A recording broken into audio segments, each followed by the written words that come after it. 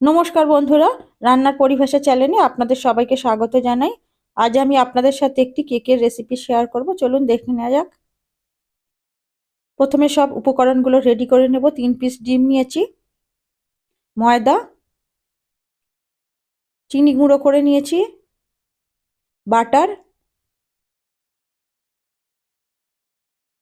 Baking powder, baking soda,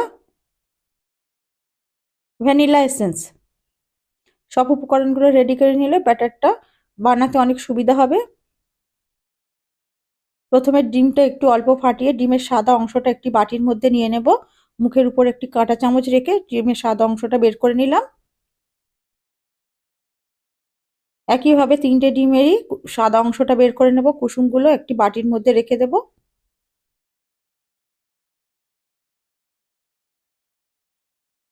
কাঁটা চামচ দিয়ে ডিমটাকে ভালো করে ফেটিয়ে নেব। আপনারাও চেষ্টা করবেন কাঁটা চামচ দিয়ে ডিমটা ফাটাতে। কাঁটা চামচ দিয়ে ডিম ভালো ফাটানো যায়। ডিমটা ততক্ষণ পর্যন্ত ফাটাবো যতক্ষণ পর্যন্ত না ফুলে ফেপে ওঠে। দেখুন ডিমটা ফাটাতে ফাটাতে একদম ফুলে ফেপে উঠেছে।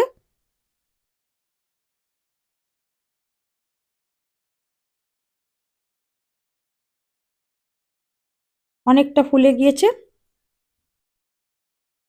ডিমের কুসুমটা দিয়ে দিলাম। ডিমের কুসুমটা দিয়ে একটু ফেটিয়ে নিলাম। গুঁড়ো করে রাখা চিনিটা দিয়ে দিলাম। 3 পিস ডিমের জন্য আমি যে পরিমাণটা নিয়েছি, 100 গ্রাম ময়দা, 100 গ্রাম বাটার, 100 গ্রাম চিনি। খুব ভালো করে মিশিয়ে নেব। চিনিটা আমি গুঁড়ো করে নিয়েছি, চিনি যাতে ভালো করে মেশে। এবারে দিয়ে দিলাম ময়দা, অল্প সামান্য একটু নুন, ছোট্ট 1 চামচ বেকিং পাউডার, হাফ চামচ বেকিং সোডা। বাটারটা গরম করে নিয়েছি, পুরো বাটারটা দিয়ে দিলাম। এখানে আমি সবগুলোর মাপ কিন্তু 100 গ্রাম করেই রেখেছি। কেকের ব্যাটার খুব ভালো করে মিশাতে হবে। খুব ভালো করে ব্যাটারটা মেশাতে হবে, তাহলে কেক কিন্তু খুব সফট হবে। হাত একটু ব্যথা হবে, কিন্তু একটু ধৈর্য ধরে কাজটা করতে হবে। খুব ভালো করে মিশিয়ে নিয়েছি। এবারে আমি দিয়ে দিলাম 1 হাতা লিকুইড দুধ, 1 চামচ ভ্যানিলা এসেন্স।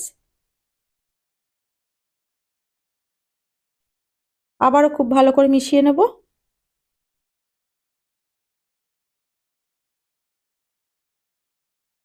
খুব স্মুথ একটি ব্যাটার হয়েছে। এটাকে এবার আমি ঢাকা দিয়ে 30 মিনিটের জন্য রেস্টে রাখবো।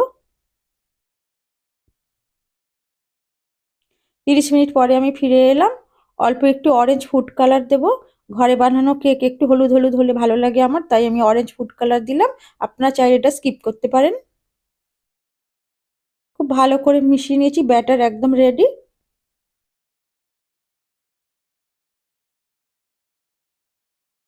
কেক বসানোর জন্য আমি এখানে একটি অ্যালুমিনিয়াম ফয়েল বাটি নিয়েছি, একটু বাটার ব্রাশ করে দিলাম। এবার ব্যাটারটা আমি বাটির হাফ পর্যন্ত দিয়ে বসিয়ে দেব প্রেসার কুকারে। হাফটা দিয়ে আমি একটু বাটিটাকে ঝাঁকিয়ে দিলাম, বাবুলগুলো যাতে ফেটে যায়। প্রেসার কুকারে নুন আমি আগে থাকতে গরম বসিয়ে দিয়েছিলাম, 2 প্যাকেট নুন বসিয়ে দিয়েছি। প্রেসার কুকারটা হালকা গরম করে নিয়েছি, বেশি গরম করে নিই। প্রেসার কুকারটা ছোট, হাতে লেগে গেলে ছ্যাঁকা লেগে যাবে। সমান করে বসিয়ে আমি প্রেসার কুকারের গার্ডার আর সিটিটা খুলে ঢাকাটা বন্ধ করে দিলাম।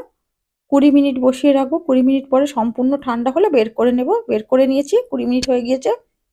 বাকি ব্যাটারটা আমি রেডি করে নেব। কিছু ভেঙে রাখা কাজু দিয়ে দেব। কাজুটা দিয়ে একটু মিশিয়ে নিলাম।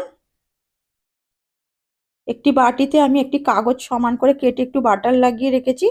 পুরো ব্যাটারটা এর মধ্যে বাটিতে ঢেলে দিলাম।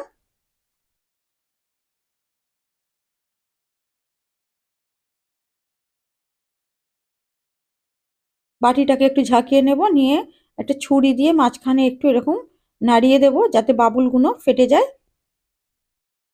বাবুলগুলো কিন্তু অবশ্যই ফাটিয়ে দিতে হবে, বাবুলগুলো থাকলে ওখান থেকে ধোয়া ধোয়া বেরিয়ে যাবে। উপর থেকে কয়েকটা কাজু সুন্দর করে সাজিয়ে দিলাম। প্রেসার কুকারের নুনটা আমি কড়াইতে ঢেলে 10 মিনিট গরম করে নিয়েছি। নুনের উপরে বাটিটা বসিয়ে দিলাম। ঢাকা বন্ধ করে আমি 40 মিনিট রাখবো। পুরো সম্পূর্ণ ঠান্ডা হলে আমি বাটি বের করে নেব। 40 মিনিট হয়ে গিয়েছে, দেখুন কেক একদম রেডি। নুনটা আপনারা রেখে দিতে পারেন, পরে কোনো কাজে ব্যবহার করবেন। দেখুন এটা আমি বানিয়েছি কড়াইয়ের মধ্যে নুন দিয়ে, নুনের উপরে তাপ দিয়েছি। আর এটা আমি প্রেসার কুকারের মধ্যে বানিয়েছি। দেখুন দুটো কেকই কত সুন্দর হয়েছে। প্রেসার কুকারের কেকটা একটু লাল হয়েছে, কিন্তু এটাই আপনাদের দিকে কেটে দেখাবো কেকটা কতটা সুন্দর হয়েছে।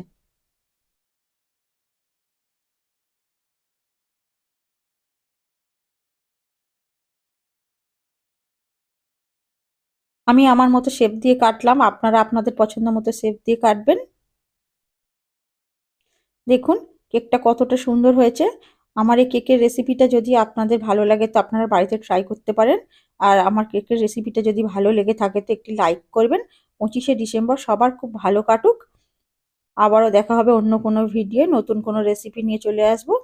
আজকের ভিডিওটি এখানেই শেষ করছি।